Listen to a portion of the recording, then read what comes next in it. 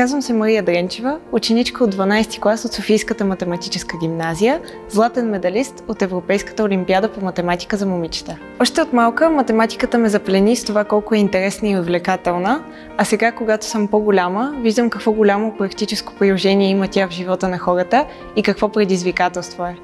Състезанията и олимпиадите ме срещнаха с едни от най-добрите ми приятели, с много хора с висок интелект и подобни интереси на моите, но също така ме научиха да не се отказвам дори когато е трудно и да се боря, за да преследвам целите си. Имам голямо желание да се развивам и да работя тук в България. Казвам се Биляна Димитрова и съм ученичка в 12-ти клас в Софийската математическа гимназия.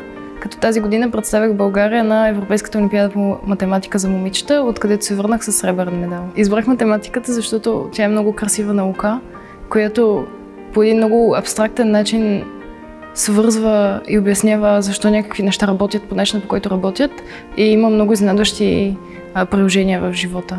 Участието на преподаватели и ръководители наистина е огромно и без него нямаше как медалите да са същите. Те не просто ни учат на някакви неща, но и ни вдъхновяват, и по този начин ние имаме мотивацията всъщност да се подготвяме и сами. Казвам се Ивайла Радкова и съм възпитаничка на 125-то средно училище Боян Пенев.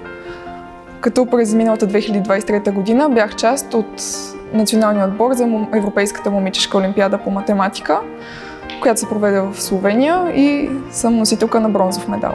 Математиката е необятна наука и постоянно изникват нови задачи, нови проблеми, нови идеи, и това те вдъхновява и мотивира да продължаваш да решаваш задачи, да виждаш новите идеи, новите тенденции и да продължаваш да се развиваш. Учителите са изключително важни, за да могат да те мотивират и да разгърнат целия потенциал, който имаш.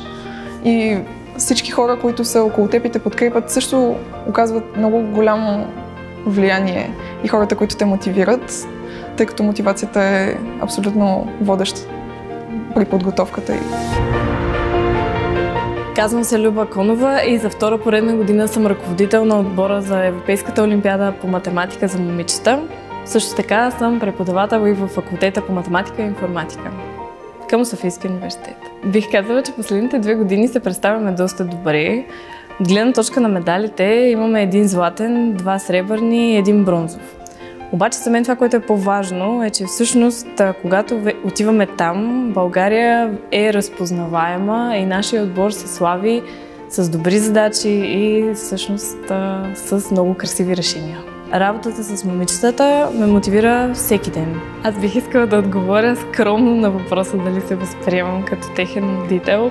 Надявам се, че давам пример за човек, който се развива в България, останал е в България и вярва за нейното развитие и работи ежедневно за тази цел. Така че за водител не знам, но се надявам по-скоро за житейски пример да покажа, че можеш да си успешен и тук. Всеки ден аз знам, че ако трябва да работя тук. За нашите деца, за нашето образование.